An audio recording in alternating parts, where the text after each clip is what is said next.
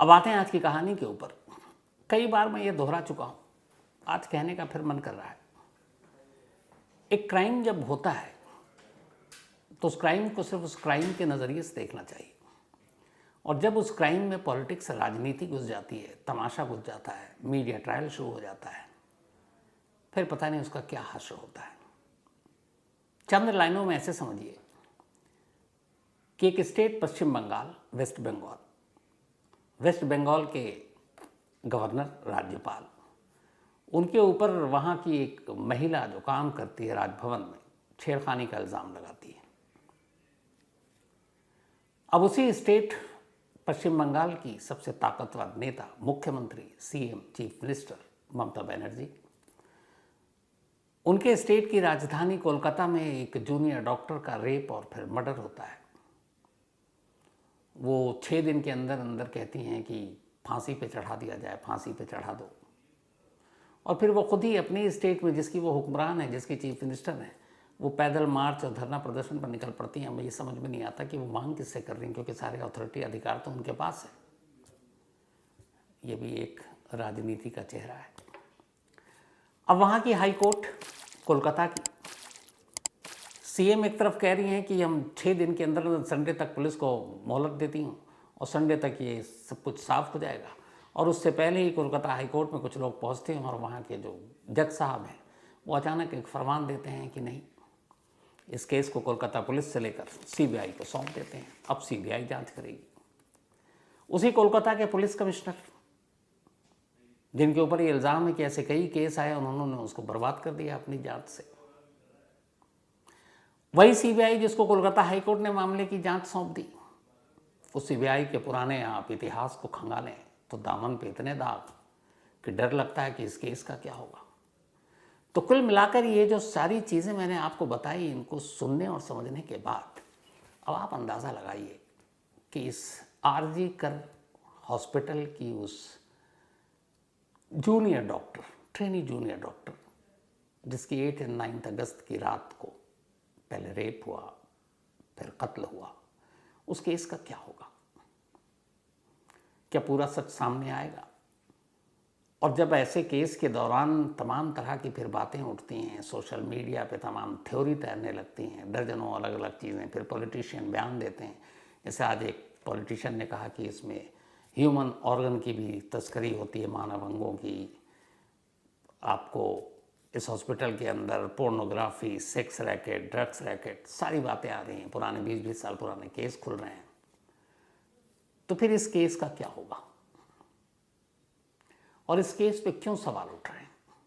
इस केस के सबसे जो अहम पहलू और जो सबसे अहम टाइमिंग है, आज उसकी अगर आप पूरी कहानी सुन लेंगे तो फिर आप ये मीडिया, सोशल मीडिया और मीडिया ट्रायल, उससे अलग आप अपने हिसाब से इस केस को समझेंगे और फिर आप फैसला खुद कीजिएगा।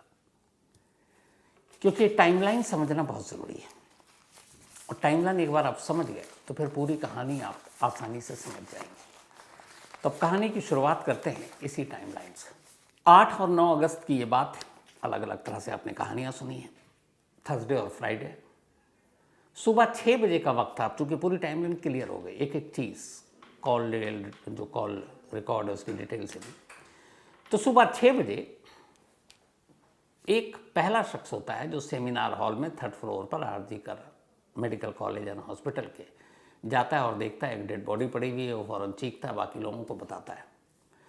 अब 6 बजे उसने देखा, 6 से लेकर 7, ये टाइमिंग बड़ा इंपॉर्टेंट है। 6 से लेकर 7 तक हॉस्पिटल के तमाम बड़े अफसरान, डॉक्टर, रेजिडेंट डॉक्टर, जो भी वहाँ मौजूद थे, सबको पता है, सब भागते हैं, सेमिनार हॉल में जाते हैं, देखते हैं। थोड़ी देर में वो आइडेंटिफाई भी कर लेते हैं कि ये जो बॉडी है ये किसकी है। अब पता चल गया ये जूनियर ट्रेनी डॉक्टर की है। पूरा 1 घंटा बीत जाता है। पहला विटनेस जिसने 6 बजे ये लाश देखी, अब 6 से 7, 60 मिनट, 1 घंटा बीत गया। अब ठीक 7 बजे पहली बार एक अस्पताल के आरजी करके जो सीनियर उस वक्त मोस्ट थे, वो अपने बॉस को फ़ोन करते हैं। बॉस यानी कि इस अस्पताल के प्रिंसिपल डॉक्टर संदीप घोष। संदीप घोष को ठीक सुबह 7 बजे कॉल किया गया अस्पताल से। ये CDR यानी कॉल डिटेल रिकॉर्ड में मौजूद है। 7 बजे कॉल किया और फ़ोन करने वाले ने बताया कि सर, यहाँ सेमिनार हॉल में एक डेड बॉडी पड़ी हुई है और ये उसकी है। तो उन्होंने कहा ठीक है मैं आता हूँ। अस्पताल से डॉक्टर संदीप घोष के घर की जो दूरी है वो लगभग आधे घंटे की दूरी है। सुबह ट्रैफिक कम होता है, फिर भी आधा घंटा लगता है। तो वो आधे घंटे दूरी पर रहते थे। फूल बागान एक नाम है, जगह है वहाँ का, वहीं। तो ये फ़ोन 7 बजे किया गया। वो कहते हैं मैं पहुँचता हूँ, और लगभग 8 बजे के आसपास डॉक्टर संदीप घोष अस्पताल पहुँच जाते हैं। 6 बजे लाश मिली, 7 बजे अस्पताल के बॉस को फ़ोन किया गया, यानी डॉक्टर संदीप घोष वो फ़ोन सुनते हैं, और लगभग 8 बजे, आधा घंटा उनको चुके उस वक्त हो सकता सुबह सुबह उठे हो, नहाने धोने में टाइम लगा हो, लेकिन 8 बजे के आसपास हॉस्पिटल पहुंच गए। अब 8 बजे हॉस्पिटल आते हैं, सेमिनार हॉल जाते हैं, वहाँ अब भी डेड बॉडी पड़ी हुई है। अब आप सोचेंगे 6 से 8 हो गए, लाश अब तक क्यों पड़ी हुई है? तो उसकी वजह ये थी कि चूँकि अस्पताल में ही लाश मिली, कुछ डॉक्टरों ने फ़ौरन जब खबर मिली वहाँ पहुँचे, नब्ज़ देखी, धड़कन देखी, और उन्होंने डिक्लेयर कर दिया कि शी इज़ डेड, मर चुकी है। अब चूँकि पुलिस केस है, क्राइम सीन है, बहुत सारे सबूत इकट्ठे करने हैं, तो इसलिए वो अपने वो सीनियर अफसरों का इंतज़ार कर रहे हैं। अब 8 बजे डॉक्टर घोष पहुँच जाते हैं, जो अस्पताल के बॉस हैं, प्रिंसिपल है। आने के बाद वो सबसे जानकारी लेते हैं, देखते हैं, खुद मुआयना करते हैं सेमिनार हॉल में। उसके बाद वो अपने ऑफिस में दाखिल होते हैं। अब घड़ी में टाइम हुआ था 9, मतलब 1 घंटा 60 मिनट डॉक्टर घोष भी अस्पताल में आने के बाद सब कुछ करते हैं, उसके बाद अपने कमरे में जाते हैं। लाश देखी गई थी 6 बजे, अब 9 बज चुके हैं, 3 घंटा बीत चुका है। 9 बजे पहली बार डॉक्टर संदीप घोष कोलकाता पुलिस को फ़ोन करते हैं कि हमारे हॉस्पिटल के सेमिनार हॉल में एक जूनियर डॉक्टर की लाश पड़ी। अब पहला सवाल यहीं आता है कि जब इस तरीके से अननेचुरल डेथ होती है, किसी की मौत होती है, और वहाँ तो ये था कि लाश के जिस्म पर सिर्फ एक अदद कपड़ा था, चेहरे से लेकर पैर तक जख्मों के निशान थे, कोई भी देखकर, एक आम आदमी, उसके लिए डॉक्टर होना ज़रूरी नहीं, पुलिस होना भी ज़रूरी नहीं, देखकर बता देगा कि इसके साथ क्या हुआ है। ये सब देखने और जानने के बावजूद 3 बेशकीमती घंटे अस्पताल बर्बाद करता है और 9 बजे पुलिस को इन्फॉर्म करता है। इसके बाद 9:10 से 12 मिनट के दरमियान कोलकाता पुलिस पहली बार मौके पर पहुंचती है। अब बताइए कि 9 बजे पहली बार पुलिस को कॉल गई, 3 घंटे बाद। और इस दौरान में हुआ यह कि सेमिनार हॉल में जैसे ही सुबह 6 बजे लाश की जानकारी मिली, पूरे अस्पताल में ये खबर फैल गई। फिर क्या डॉक्टर, क्या जूनियर डॉक्टर, क्या मेडिकल स्टाफ, क्या नॉन मेडिकल स्टाफ, क्या कर्मचारी, सफाई कर्मचारी, चौकीदार, सिक्योरिटी गार्ड, सब उस सेमिनार हॉल में। और जो जहाँ पे जा रहा है, मतलब उनके जूतों के निशान, चप्पलों के निशान, हाथ इधर उधर लगा रहे हैं, जो सबसे मेन उस वक्त एविडेंस होता है, उन सबका बंटाधार हो गया, क्योंकि इतने लोग घुस आए, किसी ने क्राइम सीन को प्रोटेक्ट नहीं किया। और ये बेसिक है, जबकि वहाँ पढ़े लिखे सारे डॉक्टर थे। वो डॉक्टर जिनके पास खुद ऐसी लाशें आती हैं, पोस्टमार्टम करते हैं, जांच करते हैं, तो फिर वो इन चीज़ों का ख्याल रखते हैं। लेकिन वहाँ ऐसा लगा कि ये सब पढ़े लिखे लोग हैं ही नहीं। 3 घंटे देरी से पुलिस को खबर, 3 घंटे में क्राइम सीन का सत्यानाश। अब भी अभी चीज़ें बची हुई हैं। अब पुलिस आती है, उसके बाद सारी ब्रीफिंग होती है, सब कुछ चलता है। अब लगभग 4 घंटे और 53 मिनट बीत चुके हैं जब पहली बार लाश को देखी गई। अब सुबह के 10:53 हो रहे हैं, 10:53 AM। 10:53 AM पे पहली बार अस्पताल को होश आता है कि इस जूनियर डॉक्टर के घर वालों को इन्फॉर्म किया जाए। पहला कॉल जूनियर डॉक्टर की माँ के मोबाइल पर आता है, क्योंकि उसने जब यहाँ आई थी तो अपने फैमिली पेरेंट्स का नंबर देना होता है, इमरजेंसी कॉन्टैक्ट नंबर। उसने इमरजेंसी कॉन्टैक्ट नंबर अपनी मदर का दिया था। उस माँ के मोबाइल पर एक कॉल आता है 10:53 मॉर्निंग में, लाश मिलने के 4 घंटे और 53 मिनट बाद। पहला कॉल करने वाला कहता है, जी मैं आरजी कर अस्पताल से बोल रहा हूँ, आपकी बेटी की तबीयत ठीक नहीं है, आप आ जाइए। इससे पहले कि माँ कुछ और पूछे, फ़ोन कट। अब एक बेटी की तबीयत नहीं, अचानक हॉस्पिटल से फ़ोन आ रहा तो कोई भी माँ बाप घबराएगा। माँ घबराती है, फ़ौरन पलटकर उसी नंबर पर रीडायल करती है। उसके बाद पूछती है कि अभी कॉल आया था, क्या हुआ मेरी बेटी को? तो उधर से जवाब आता है सिर्फ एक लाइन कि हम आपको ज़्यादा नहीं बता सकते, आप फ़ौरन अस्पताल आ जाइए। अब ये लाइन कोई भी सुनेगा, आप हम जानते हैं इन लाइनों में कितनी सारे शॉकिंग चीज़ें छुपी होती हैं कि आप फ़ौरन किसी को कहिए आप फ़ौरन अस्पताल आ जाइए, तो मतलब आप समझ रहे हैं। अब ये सुनते ही फिर फ़ोन कट गया। अब माँ की हालत और ख़राब। पहला कह रहे हैं कि बीमार है, दूसरे कह रहे हैं आप फ़ौरन अस्पताल आ जाइए, पर क्या है कुछ बता नहीं रहे। माँ ने वापस उस नंबर पर रीडायल किया तीसरी बार। जब तीसरी बार किया तो उधर से एक शख्स ने फ़ोन उठाया, उसने कहा मैं यहाँ का असिस्टेंट सुपरिटेंडेंट बोल रहा हूँ, आपकी बेटी ने सुसाइड कर लिया, आप जल्दी अस्पताल आ जाइए। सुनते ही माँ के पैरों तले ज़मीन खिसक गई कि ये क्या हो रहा है। उन्होंने अपने पति को बताया। अब दोनों माँ बाप बदहवास फ़ोन रखते हैं और इसी आरजी कर अस्पताल की तरफ भागते हैं। इस जूनियर डॉक्टर का जो घर था वहाँ से इस अस्पताल की दूरी करीब 1 घंटे की थी। 1 घंटे में पहुँच जाते थे। अब 1 घंटे बाद 10:53 पे ये कॉल आया। अगले 3 मिनट में ही 3 कॉल पे बात हो गई। और वो जिस हाल में थे माँ बाप, कोई भी माँ बाप जिस हाल में होगा वैसे ही भागेगा, वो दोनों भागते हैं। और लगभग दोपहर के 12 बजे दोनों माँ बाप आरजी कर हॉस्पिटल पहुँच जाते हैं। वहाँ पहुँचने के बाद वो बताते हैं कि मैं उस जूनियर डॉक्टर के माँ बाप हैं। उन्हें फ़ौरन ये प्रिंसिपल साहब डॉक्टर संदीप घोष आते हैं, उनको थोड़ा दिलासा देते हैं। अब माँ की ज़िद ये है कि मुझे मेरी बेटी को दिखाओ, मेरी बेटी को मिलाओ। डॉक्टर कहता है कि अभी नहीं, आप बैठिए। तब तक अब लाश को पुलिस के आने के बाद मॉर्चरी भेज दिया गया, उसी अस्पताल में आरजी करके मॉर्चरी में, मुर्दाघर में। अब लाश मुर्दाघर में है, माँ बाप उसी हॉस्पिटल में बैठे हैं और माँ बाप को अपनी बेटी का शक्ल देखने के लिए गिड़गिड़ाना पड़ रहा है और कोई उनको मुर्दाघर तक ले जाने को तैयार नहीं है। वो मिन्नतें करती रहीं, गिड़गिड़ाती रहीं। 3 घंटे बीत गए इस मिन्नतों में, इस गिड़गिड़ाने में। 12 बजे पेरेंट्स हॉस्पिटल पहुंचे थे, अब दोपहर के 3 बज गए। और इन 3 घंटों में बार बार यही दिलासा दिया जा रहा है कि आपकी बेटी ने सुसाइड किया। 3 घंटे बाद जब लगा कि अब इस माँ बाप को मना नहीं सकते, और कैसे रोकेंगे आप, जिसके बच्चे के बारे में आप बता रहे हैं उसकी बेटी दम तोड़ चुकी है और आप उसको उसका चेहरा देखने से कैसे रोक सकते हैं। 3 घंटे बाद अस्पताल जागा और कहता है कि अच्छा चलिए आपको मिलाते हैं, क्योंकि माँ बिल्कुल पागल जैसी हो गई थी। 3 घंटे बाद मॉर्चरी में ले जाते हैं, लाश पड़ी हुई थी। माँ को दिखाया जाता है, चादर से ढका हुआ था उस वक्त डेड बॉडी। जब चादर हटता है तो माँ देखती है कि पैंट नहीं है, सिर्फ कपड़े का एक टुकड़ा है जो ऊपरी हिस्से में है। होठों से और आंखों से खून रिस रहा है और सर से पैर तक, चूँकि कपड़े थे नहीं, सारे जख्म दिख रहे हैं। जैसे ही इस लाश को देखा माँ वहीं पे चीखी। उसने कहा कि कौन कहता मेरी बेटी ने खुदकुशी की है, ये मर्डर है, ये कत्ल है। कोई भी देख के बता देगा इस हालत में कि कोई खुदकुशी करने से पहले अपने जिस्म पर सैकड़ों जख्म कैसे दे सकता है। माँ वहाँ पे चीखी चिल्लाई, उसके बाद बाहर आती है। अभी तक ये मामला अस्पताल की 4 दीवारी में है। बस ऐसे है कि किसी स्टाफ की मौत हो गई है, ये है वो है। लेकिन शाम होते होते अब उस जूनियर डॉक्टर के साथियों को ये बात पता चलती है। अब वो हॉस्पिटल के अंदर थोड़ा सा धरना प्रदर्शन करते हैं। शाम होते होते मीडिया तक खबर छन के आती है। फिर मीडिया में ये खबर आती है, लेकिन इस तरह से डिटेल में नहीं आती है। अब अगले दिन हो जाती है फ्राइडे के बाद सैटरडे।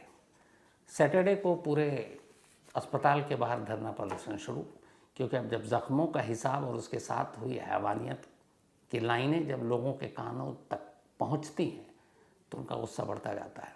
अब अस्पताल के बाहर धरना प्रदर्शन। इधर पुलिस आती है, पुलिस सीसीटीवी कैमरे देखती है, संजय राय नाम के एक शख्स को उठा कर ले जाती है और कहती है कि यही है जिसने मारा है, शराब के नशे में था, ये आया, पहले भी आता रहता, सिविक वॉलेंटियर है। ये कहानी आपको डिटेल में बताई भी, और उसका जो ब्लूटूथ नेक बैंड था मौके से मिला और ये उसके फ़ोन से कनेक्टेड है, इसलिए यही कातिल है। ये कहकर कोलकाता पुलिस अपना दामन साफ कर लेती है। अब इधर पोस्टमार्टम हो जाता है। पोस्टमार्टम के बाद अब अस्पताल के बाद जैसे जैसे बात फैल रही है, धरना प्रदर्शन बढ़ता जा रहा है। धीरे धीरे अब मीडिया में ये हेडलाइन है, ये सारी टाइमलाइन देखिए। उसके बाद कोलकाता से दिल्ली, दिल्ली से बाकी स्टेट, और ये खबर अब इधर उधर फैलती जा रही है।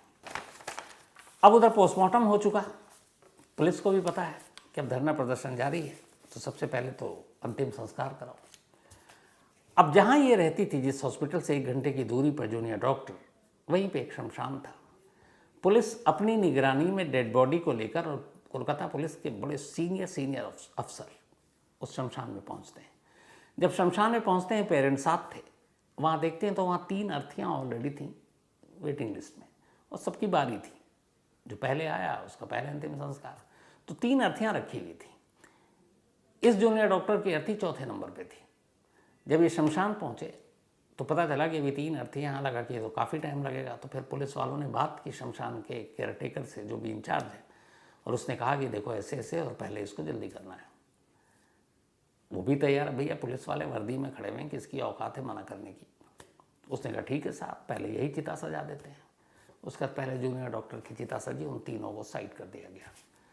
उसके बाद अंतिम संस्कार। अब पुलिस का ये कहना था कि हमने तो माँ बाप की सहमति ले ली थी, उनकी मर्जी थी, इसलिए हमने पहले कराया। उस वक्त माँ बाप ने कुछ कहा नहीं, लेकिन माँ बाप का कहना था कि सहमति लेने के कई तरीके होते हैं, कि देखिए जल्दी करना है ये नहीं कि पहले ही करना है। तो कई चीज़ें बिना धमकी के भी काम हो जाता है। तो उन्होंने कहा कुछ इसी तरीके से मेरी बेटी का बाकी 3 से पहले अंतिम संस्कार कराया गया। अब ये जल्दबाजी क्यों थी? तो कोलकाता पुलिस का कहना था कि हमने लॉ एंड ऑर्डर को देखते हुए ऐसा किया, क्योंकि धरना प्रदर्शन तेज़ हो रहा था, लोगों का गुस्सा आ रहा था, और अगर ऐसे में हमें डर था कि जूनियर डॉक्टर की डेड बॉडी के साथ कहीं धरना प्रदर्शन शुरू हो गया तो मामला हाथ से निकल जाएगा, इसलिए हमने ऐसा किया। ये खैर उनकी अपनी दलील थी। अब ये भी हो गया। अब इधर धरना प्रदर्शन हुआ तो मुख्यमंत्री ममता बनर्जी फौरन ऐलान करती हैं कि हम संडे तक कातिल को पकड़ लेंगे और संडे तक उसे फांसी भी करवा देंगे, और उसको फांसी होनी चाहिए। और वो कह रही हैं हम तो चाहते हैं संडे तक फांसी हो जाए। अब कौन बताए कि राजनीति अलग है और क्राइम अलग है। किसी को आप एक हफ्ते में 5, 6, 7 दिनों में फांसी के तख्ते तक नहीं पहुंचा सकते। अभी तो पुलिस ही इन्वेस्टिगेट कर रही है, इसके बाद पुलिस चार्जशीट बनाएगी, फिर लोअर कोर्ट जाएगी, फिर हाई कोर्ट जाएगी, फिर सुप्रीम कोर्ट जाएगी, फिर सुप्रीम कोर्ट में कितनी याचिकाएं और कितने अटेम्प्ट होते हैं, फिर प्रेसिडेंट हाउस में क्या होता है, ये आप कहानी निर्भया से जान चुके हैं। तो ये क्या राजनीति नहीं तो क्या है कि संडे तक फांसी करवा देंगे। लोग क्या बेवकूफ़ हैं? खैर ये होता नहीं है, लेकिन पुलिस जांच कर रही है। तब तक कुछ लोग हाईकोर्ट पहुंच गए। अब जब हाईकोर्ट पहुंचे तो हाईकोर्ट ने कहा कि भैया ये क्या है। हाईकोर्ट के सामने कुछ पॉइंट रखे गए और वो जेन्युइन पॉइंट थे। पहला कि जिस अस्पताल में ये लाश मिली उसी अस्पताल के मॉर्चरी में पहले तो आपने क्यों उसका पोस्टमार्टम कराया। जब मामला ऐसा हो गया तो किसी दूसरे सरकारी अस्पताल में जो जहाँ पे न्यूट्रल लोग करते, ये गलती थी। 6 बजे लाश मिली, 9 बजे पुलिस को कॉल क्यों कर रहे हो? 7 बजे प्रिंसिपल को खबर दी गई, 7 से 9 तक प्रिंसिपल ने किस किस से बात की, कौन लोग थे वो? पुलिस ने शुरुआती जो रिपोर्ट लिखी वो लिखी कि ये अननेचुरल डेथ है, अस्वाभाविक मौत। तो भैया जब आप आंखें तो हैं, आप बॉडी देख रहे हो, चेहरे से लेके पैर तक जख्म ही जख्म के निशान, आंखों से खून रिस रहा है, आंखों में शीशे धंसे हुए हैं चश्मे के, मुंह से खून आ रहा है, होंठ फटे हुए हैं, हाथ टूटा हुआ है, और आप कह रहे अननेचुरल डेथ। अननेचुरल डेथ कहाँ? या तो फिर उस सेमिनार हॉल में जहाँ ये थी कि कहीं से जंप भी करे तो वहाँ से जंप करने की कोई जगह ही नहीं थी या ना कोई सबूत थे। तो पुलिस ये कैसे लिख सकती है अननेचुरल डेथ? तो इस पे इन्होंने कोर्ट ने फटकार लगाई, फिर कहा कि जब ऐसा ही है तो आप क्या जांच करोगे। इसलिए खुद हाई कोर्ट ने, कोलकाता ने कहा कि ना ये रहने दो, सीबीआई जांच करेगी।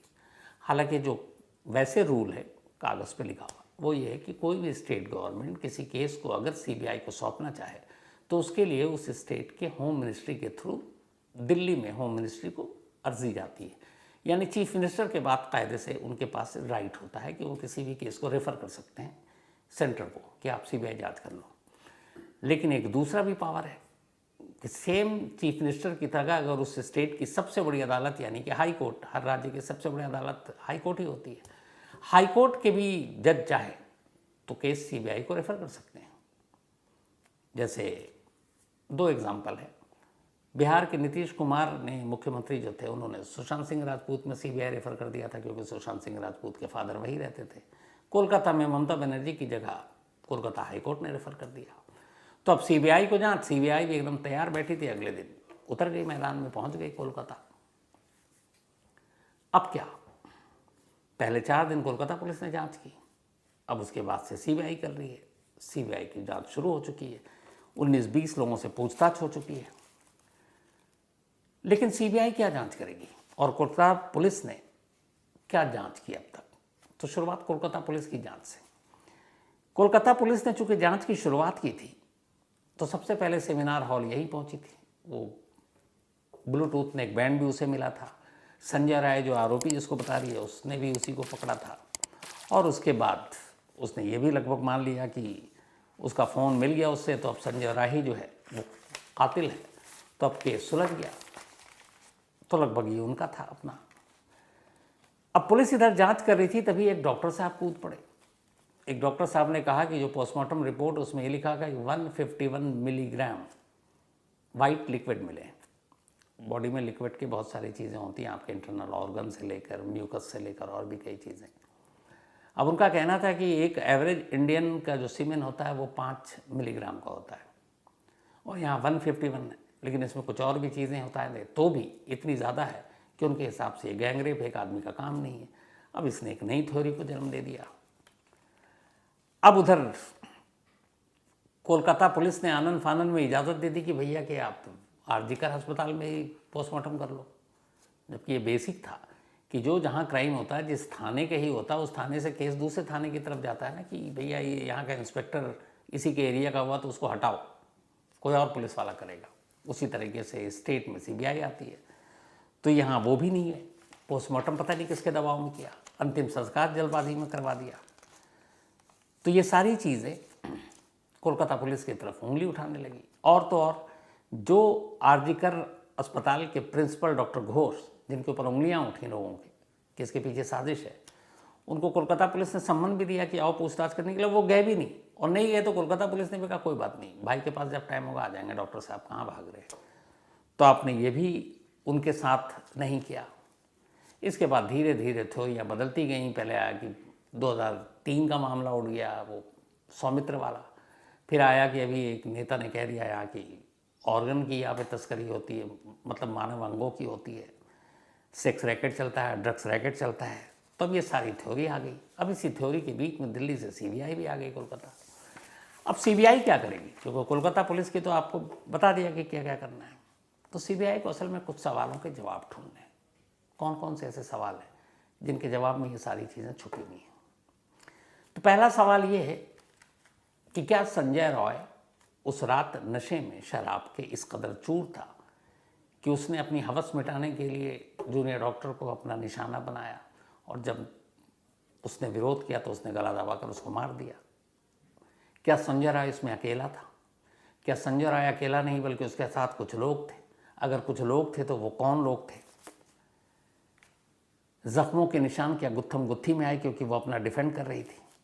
और क्या ये कत्ल सेमिनार हॉल के अंदर ही हुआ या कत्ल कहीं और हुआ और लाश सेमिनार हॉल में लाकर फेंक दी गई? क्योंकि जूनियर डॉक्टर के फादर का ये इल्ज़ाम है कि उनके हिसाब से सेमिनार हॉल में उन्होंने लाश देखी थी, ये सेमिनार हॉल के बाहर कुछ हुआ है, लाश बाद में यहाँ लाकर डंप की गई है। इसके अलावा जिसको सीबीआई इस वक्त खंगाल रही है और उनको जो जवाब चाहिए, उसमें से अगर 6 बजे लाश मिली है तो 9 बजे तक पुलिस को इन्फॉर्म क्यों नहीं किया गया? 7 बजे प्रिंसिपल को खबर मिली तो 7 से लेकर 9 तक प्रिंसिपल साहब ने किस किस से बात की, उनके कॉल डिटेल रिकॉर्ड हैं सब कुछ। सेमिनार हॉल के बराबर में अचानक कंस्ट्रक्शन का काम कैसे शुरू हो गया? सेमिनार हॉल के अंदर इतने सारे जो लोग गए, कि अब वो सिर्फ ये खबर सुनकर गए या फिर सबूत मिटाने के मकसद से भी गए? तो ये वो सारी चीज़ें हैं जिनके जवाब सीबीआई को तलाशनी है। अब सीबीआई संजय राय कब्जे में लगातार पूछताछ कर रही है, और प्रिंसिपल साहब संजय घोष, सबसे ज़्यादा अगर किसी से पूछताछ हुई और सबसे लंबी पूछताछ हो रही है तो वो वही प्रिंसिपल साहब है। सीबीआई जो सोर्सेज उनका कहना है कि वो कई सच झूठ की तरह बोल रहे हैं। तो जो संजय राय आरोपी है जिसको पकड़ा गया, उसका तो पॉलीग्राफ टेस्ट यानी अब झूठ पकड़ने की मशीन पे बिठाया जाएगा। इसके लिए कोर्ट की परमिशन ज़रूरी होती है, तो संजय राय की इजाज़त कोर्ट से मिल गई है। आपको सीबीआई ये भी सोच रही है कि अब क्यों ना प्रिंसिपल साहब का भी उनको भी झूठ की मशीन पे बैठा दिया जाए, तो उसके लिए कोर्ट से इजाज़त ले रहे हैं। तो ये हो गया। अब ये सारी तफ्तीश और सारी कवायद तो चल रही है। अब जो सबसे इम्पोर्टेंट सवाल जिसका जवाब आप लोग भी जानना चाहते हैं वो ये कि ये सच कब बाहर आएगा और सच है क्या? तो अब सारी थ्योरी सारी कहानियों से अगर हटे और बेसिक सिर्फ पॉलिटिक्स से भी हट जाइए, क्राइम और क्राइम के इन्वेस्टिगेशन पे बात कीजिए, तो एक बड़ी बेसिक चीज़ है। आप किसी भी फॉरेंसिक एक्सपर्ट से बात कीजिए, आप में से बहुत सारे लोग जानते होंगे। जब ये लाश मिली जूनियर डॉक्टर की, तो उसके बायोलॉजिकल सैंपल लिए गए, जिसको हम डीएनए कहते हैं, या फिर आप ये कहें कि वेजिनल स्वैप प्राइवेट पार्ट से, इसलिए कि उसी से पता चलता है कि रेप हुआ है, एक ने किया, एक से ज़्यादा ने किया है, तो फिर उन ज़्यादा लोगों के एविडेंस मिलेंगे। जो संजय राय पकड़ा गया है उसके भी सैंपल लिए गए हैं डीएनए के। अब मान लीजिए संजय राय के डीएनए और विक्टिम के डीएनए उस मिल जाए, तो इसका मतलब है बड़ा केस आसान और क्लियर है कि संजय राय ही रेपिस्ट है, उसने रेप किया और रेप के बाद गला घोट कर मार दिया। तो केस आईने की तरह साफ, यानी कोलकाता पुलिस अपनी जगह सही कि संजय राय को पकड़ा और किसी को गिरफ्तार नहीं किया। लेकिन अगर फॉरेंसिक रिपोर्ट में कहीं ये आ जाए कि जो फॉरेंसिक सैंपल या जो डीएनए सैंपल भेजे गए हैं वो एक नहीं, एक से ज़्यादा लोगों के, यानी वो सीमेन या पसीना जो भी आप कहें, जो पाया गया जिसकी जांच होगी, ऐसे समझ लीजिए इसको। बहुत सारे लोग जैसे नहीं समझते कि ये जगह है, क्राइम सीन है। अब यहाँ पे एक शख्स आया, 2 आया, 3 आया, 4 आया, तो कुछ ना कुछ वो अपना छोड़ के जाता है, चाहे पसीना, चाहे ब्लड, चाहे अगर वो रेप वाला मामला है तो सीमेन, तो वहाँ पे होगा।